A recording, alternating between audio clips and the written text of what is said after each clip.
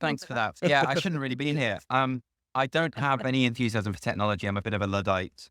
I fear AI in a very visceral way, from my experience of watching Terminator 2 and seeing where that ended up. And I saw that, by the way, around the time that everyone got those Tamagotchis, and I thought that they're taking over, aren't they?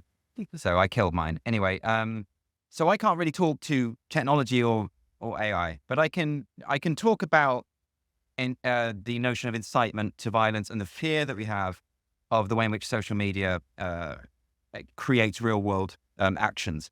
And it's a good time to be talking about this because just the other day, just 2 days ago, Lucy Connelly, mother of three, was sentenced to 31 months in prison for a social media post. This, of course, was in the midst of the Southport stabbings, absolutely horrific event. There were false rumors circulating online that it had been an asylum seeker. This was not true. And Connelly had written, and I want to get this right, she wrote, "Mass deportation now. Set fire to all the fucking hotels full of the bastards for all I care. While you're at it, take the treacherous government politicians with them." Now, this, of course, is nasty stuff. It's not to be condoned, but I question the prison centres. Now, I'm not the only one. Boris Johnson wrote in the Daily Mail today, or yesterday, what she said was vile, truly horrible. She certainly deserves to be punished, perhaps with a fine or community service, but she is the mother of a young child with no previous criminal record. I see no evidence that her disgusting remark, which she deleted within 3 hours, was intended to be seriously acted upon. Now, I think he's right and he's wrong. I think he's right to say that there's no evidence whatsoever that her remark incited others to commit violence. But I think he's wrong to say that she should have been punished at all. And I'm going to explain why. And I want to preface this by saying that we in our society, I think, have bought into two key myths. One of them is that words and violence are the same thing. And the second one is that this idea that the public reacts on cue to suggestions that are made on social media or in popular culture, which we've had now for a number of years. You remember Ben Bradshaw standing in Parliament saying that Brexit was swung by Russian bots, this kind of thing. There's no evidence for any of this. And I think this is partly based on the fear of technology. Now, I don't suppose that there's anyone here present today who falls into the category of the congenitally slow-witted. But just in case there are, I'm going to re-emphasize that not only do I not approve of Connelly's comments, I wholeheartedly detest them, but I don't think they should be criminal. I think this is a real problem. One of the major fallacies in the free speech debate is this assumption that if we're defending someone's right to make objectionable statements, we're effectively endorsing what they've said. But of course, that's not the case. When it comes to free speech, we have to defend the speech of those we despise, because once we've diluted the principle, the consequences will affect absolutely everyone. And when it comes to incitement to violence, obviously sensitivities are extremely high. But I think that's why we need more sensitive discussion, more sensible debate. And at present, I fear that what's happening is we're allowing our emotions to overcome our reason. I'll just give you another example. There was another post by a man called Parler who wrote, "Every man and his dog should be smashing fuck out of Britannia Hotel." And again, he was had a jail sentence for this. And I think we can all agree the words were unconscionable. But I think we have to take a moment and consider rationally whether those words had any impact at all.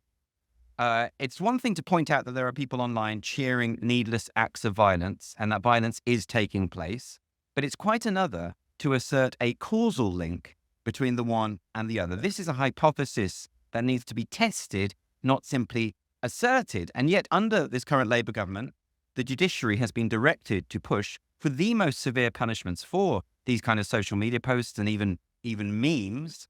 And that's why we've seen various draconian jail terms for this. And many judges have been very explicit. They've said, "I'm sentencing you to a very severe term to set an example to other people, given the societal conditions." And many of the people in court are pleading guilty. They've been advised to do so because they've been told they might have an indeterminate time on remand. So out of fear, they're pleading guilty. And that makes it more difficult to defend them because they've admitted to it. Now, so I think the issue is far more significant than any of these individual cases. So I think we need to be asking ourselves a couple of questions. One, which do we consider more of a threat? A handful of vile people using the internet to encourage each other to commit violent crimes, or empowering the state to imprison citizens on the basis of what they choose to say. I think those of us who know a thing or two about history will understand that the latter is a far greater threat. Now, I think those committing acts of violence should be, of course, prosecuted, and I don't think that their responsibility should be mitigated by referring to potential incitement. So if someone were to call on me to physically assault someone else, and then I choose to commit that crime, I would be entirely culpable. And for me to claim that I had been triggered into action by someone else would be dishonest and untrue. I'm going to propose a kind of solution, which I think they've got right in America. They have a threshold for incitement to violence, which is called the Brandenburg test. In this country, of course, incitement to violence is already illegal under common law. It's been illegal for a long time. But I think it's being misapplied and misunderstood and mischaracterized. The Brandenburg test, this was established by the Supreme Court in 1969. This was the conviction of a KKK leader called Clarence Brandenburg, and he was accused of promoting violence. His conviction was overturned, and following that precedent, the test for incitement to violence is that the speech in question must be deliberately aimed at inciting violence, likely to incite violence, and that any impact would be imminent. So, of course, when we talk about Connelly and Parler and people like this, they simply don't meet that threshold. Let's give an example. Okay, well, let's give an example of how it might work. If you imagine a hypothetical scenario of a demagogue standing in front of a doting crowd that adore him, and he points at someone on the front row and says, "Kill that person now." Everyone attacks, and the man ends up dead. That would be an example that fulfills the Brandenburg test. But social media posts don't. And I think we need to have a debate on how incitement to violence ought to be defined. I think we need to stop blaming the internet, blaming social media for this. And I think we need to stop using it as a means to enact censorship. Because once we tolerate state censorship of any kind, we set a precedent that will not be limited to those who we abhor. It would be very easy for me to cheer on the imprisonment of Lucy Connelly, to say she got what she deserved on the grounds that I deeply resent the things she said. But if I do that, I'm turning a blind eye to the potential for future governments to incarcerate and silence anyone they choose with no justification than they've decided to expand the definition of hate speech. Thank you. Thank you very much.